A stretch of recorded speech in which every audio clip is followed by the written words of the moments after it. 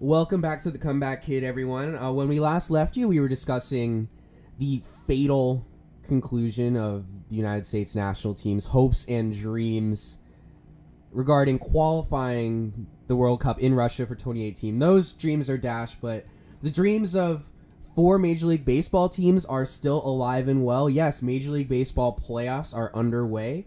Over this past week, we saw the conclusion of the division series.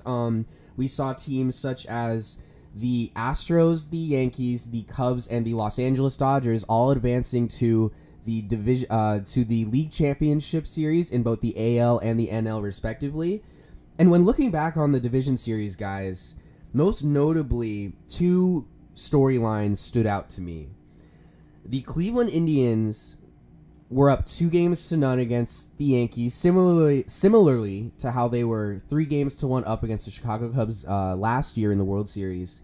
And they lost that series to the Yankees 3-2. They completely and utterly fell apart. And partially it has to do with a very strong Yankees team who produced very great starting pitching in the form of Masahiro Tanaka, Sonny Gray, Luis Severino, and others.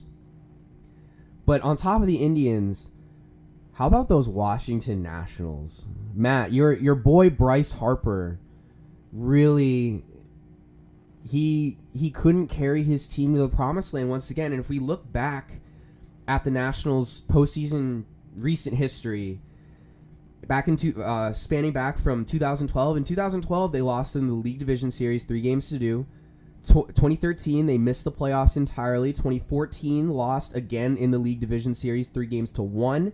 2015, they missed the playoffs. In 2016 and this year, also lost in the League Division Series. They cannot advance past the first round, and many picked this team and believe this team on paper had the best, most balanced roster in terms of offensive production, pitching, everything. So this poses the question for the Nationals: where does this problem stem from? Because this is turning into a real issue where they just cannot get over the hill with the millions and millions of dollars that they're spending every single year. Honestly, I think this is a DC sports problem. And I say that half jokingly because for some reason, these DC teams, they just can't seem to get. They're always good enough to get. Well, not the football team, but most of the other teams are good enough to get there. But then they can't move on to the next round. So clearly, there's something in the water or something in the air in DC because that city is cursed. Ben, I must stand to correct you. Bryce Harper is not my boy. But I was one of those many people who thought that they had all the tools to go all the way this year, especially this year. I think there's really no excuses for what's going on there. I think we're just starting to see that there are certain teams that, regardless of what they do, they just can't win in the playoffs. And I think there is some kind of curse or something is building, and not only Washington, but Los Angeles. You think about the Clippers, you think about the Kings not even making the playoffs anymore, and how dare I say this, but you think about the Ducks in the greater Los Angeles area, which pains me to say, but we talk about that and how they sometimes can't even do it, and sometimes being all the time. But one team I would like to stick out is so far in this championship series, the Dodgers have looked very impressive. They have, and the Dodgers, interestingly enough, are up 2-0 against the Chicago Cubs, a team that beat the Washington Nationals in the division series.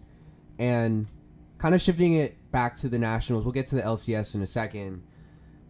The Nationals were up against a weaker Cubs team. It was believed going into the playoffs that this Cubs team was arguably the weakest team out of any team, including wildcard teams, maybe with the exception of the Minnesota Twins, to be in this year's playoffs.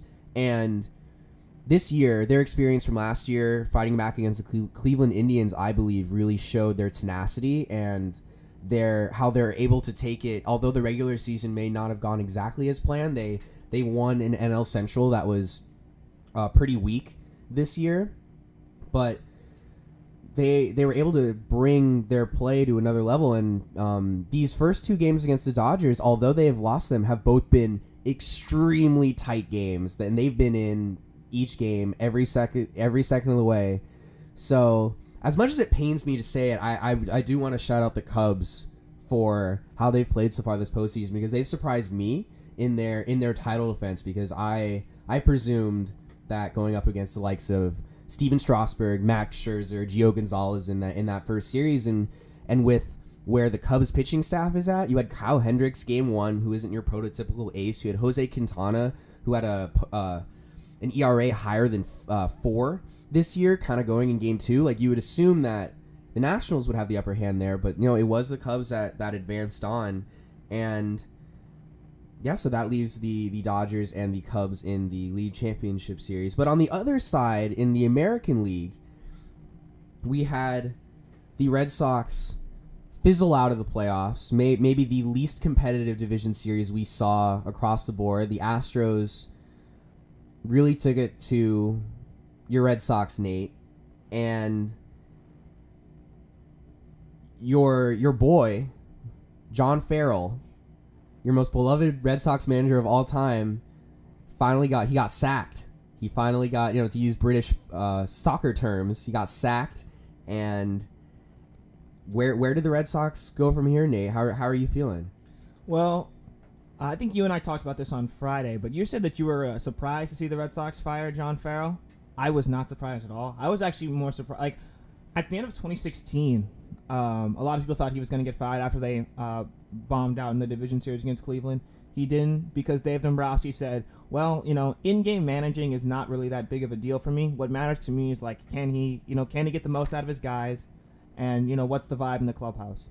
And the reality is that in 2017, John Farrell did not get the most out of his guys, because you look at disappointing years from Mookie Betts, Jackie Bradley Jr., Hanley Ramirez, Xander Bogaerts, pretty much disappointing years all around. And you look at he had, from what I heard, had lost the clubhouse, because at the beginning of the season, it was actually came out that John Farrell was having an affair with a clubhouse reporter, and rumor is that a lot of the guys lost respect for him after that, because John Farrell is married. And the other thing is that he wasn't Dave Dombrowski's guy. When Dave Dombrowski came in and took the job in 2015, in about August of 2015, like, John Farrell was already the manager. So it wasn't like Dave Dombrowski really had any attachment to this guy. He was like, oh, he was just already here, when I got here. And well, they came in last place in 2015, but it was like, hey, we'll give him another chance in 2016. And he was the first manager in Red Sox history to win back-to-back division titles. But the reality is that you can't just be good enough to get there. You have to be good enough to actually, like, win a World Series, and that was something that John Farrell couldn't do. Yeah, he did in 2013, but that was like a special year. Like, anybody could have, the three of us could have managed that team to a World Series. I mean, you don't get Chris Sale, you don't get Craig Kimbrell to win division series. You get them to win the World Series, and yeah, maybe that 2013 World Series might have been enough to save John Farrell and to get another look this year. But the truth of the matter is 2 weeks ago, when we started talking about these playoffs, we already predicted, hey, Red Sox aren't even going to have a lead against the Astros. So if we knew it and we so adamantly stood behind it, I got to imagine a lot of people felt the same way. So why did this happen so late in a Boston sports market that frankly doesn't have a lot of patience? Yeah, he wasn't very popular with the fans in Boston. Listening to Boston sports talk radio, they really don't like him. Part of it is just because he's frankly not a very good in-game manager. Like, he'll make decisions that I'm just like, what are you doing? Like, he'll either go too long with a starting pitcher, or he'll bring in the wrong guy out of the bullpen, and it's like, John, like, what are you doing? Like, it's so looking forward, if you ask me who I want as manager, I would like Alex Cora. I've seen Brad Ausmus's name thrown out there. I don't know why they would want Brad Ausmus. I've seen Ron Gardenhire's name. I didn't even know that dude was still alive. Like, I thought he was dead, but I don't want either one of those guys. Give me Alex Cora. He played in Boston. He has experience. He's great bench coach for the Astros. Give me Alex Cora. Could we possibly see a Bobby Valentine reunion? Nate, we'll let you calm down a little bit. You need to, goodness gracious, man, just pull your life together. Wow. So you could probably answer this question, Matt. So Nate mentioned that John Farrell lost the clubhouse similarly to Bobby Valentine. Just lost the Red Sox players and their respect, and there was reason for that. But I think, and the same thing happened with Terry Francona as well, who's arguably been the greatest manager in the history of the entire organization and continues to do great things in Cleveland. Do you think that this problem is much less about the manager with this disconnect and more about the players in the Red Sox clubhouse? I'm not really sure about that, to be honest. I think you can bring in a lot of talent, but to get talent to play together, you need a manager. And similar to our soccer situation, I think it starts higher up than any one player. When you look at the championship pedigree, recent albeit, that Chicago's had, a lot of that you can attest to Joe Madden. And what he does, he's a very quirky manager. He keeps his players relaxed when they need to be, and doesn't like to change things, or he likes to change things too much, putting John Lester in left field. I don't know what he was thinking, but you know what? Who cares? They won the World Series. I think that's just a prime example of leadership done right, and I think Boston has all the tools that they need to do that. It's just has to be the manager. Yeah, I don't think this is like a systemic issue with the Red Sox, and the reason for that is that you named those three different managers, but with those three managers, there was a different pool of players. The only consistent guy over those three spells was Dustin Pedroia. I mean, I guess you could include Ortiz. He retired last year, but that's two guys. You know, it's a different group of guys, and the reality is that particularly with the young players, John Farrell was not a good communicator. At the end of 2015, when John Farrell had to step away from managing because of cancer, Troy Lovullo, the current manager for the Diamondbacks, was the bench coach for the Red Sox. He steps into the manager's role, and because he was a much better communicator, he was able to get the most out of players like Jackie Bradley Jr., Mookie Betts, who had struggled a little bit in 2015, but by the end of 2015, I mean, the Red Sox played their best baseball at the end of 2015 when John Farrell wasn't there. So I think, there's got to be some sort of correlation there. Yeah, and I think the consistency in the manager position, or lack of, in Boston's case, probably is also a big hit.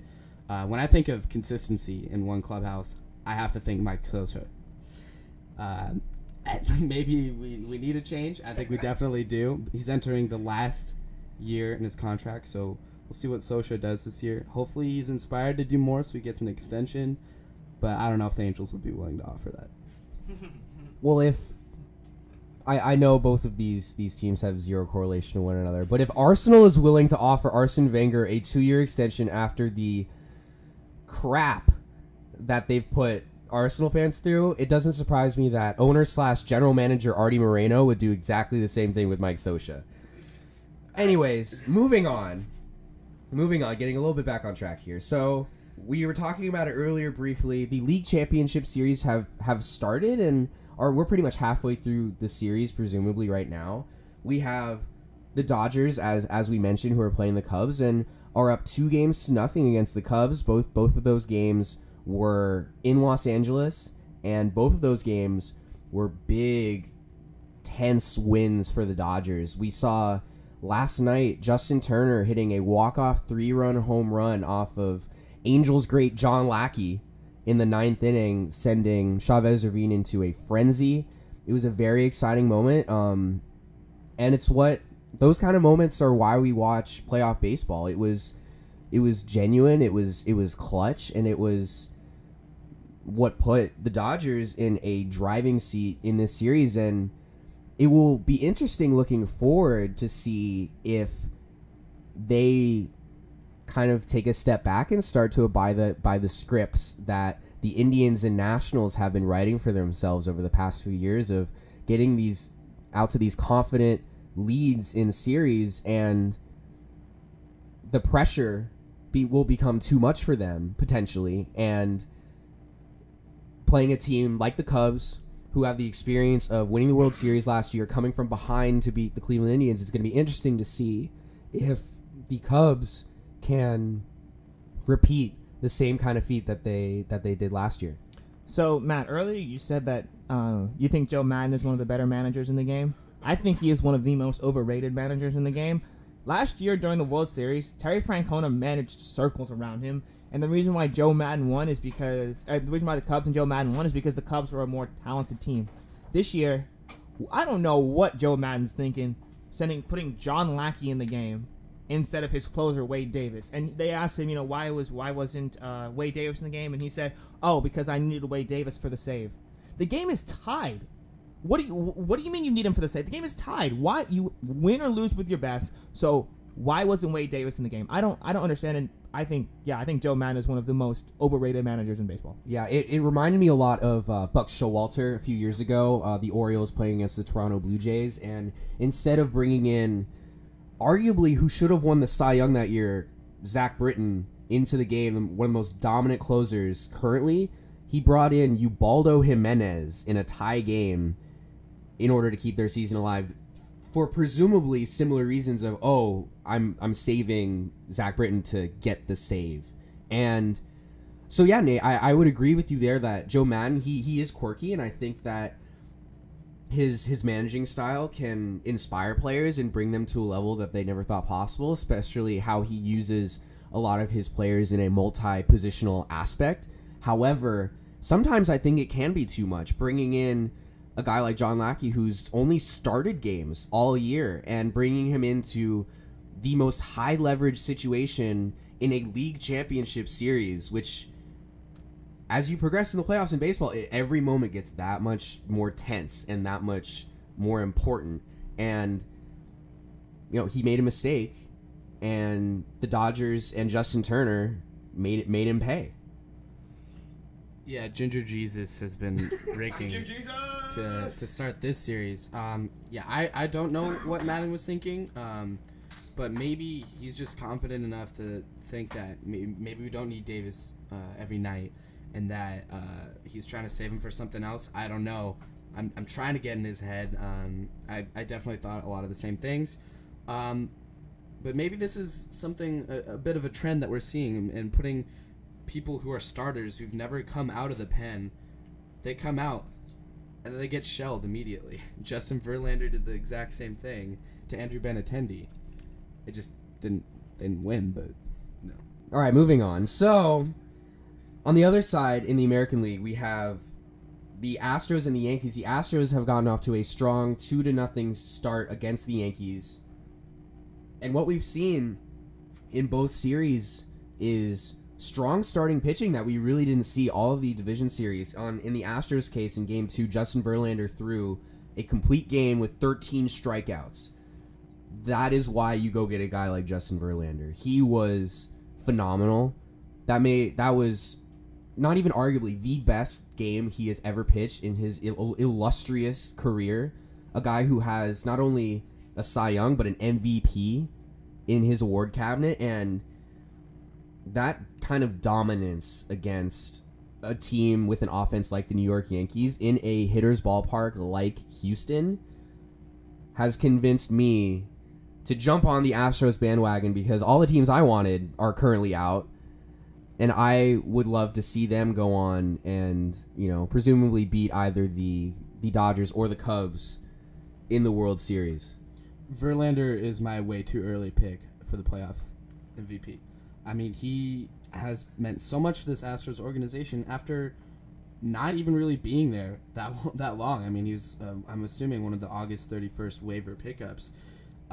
And someone who's always been used to one clubhouse throughout his entire career. Wasn't sure if he wanted to leave Detroit.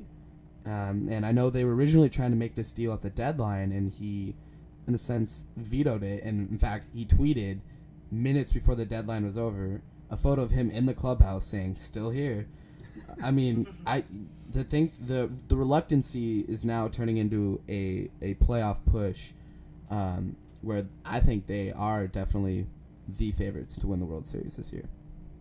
Mm-hmm. You mentioned change of scenery, and I think that's exactly what Justin Verlander needed.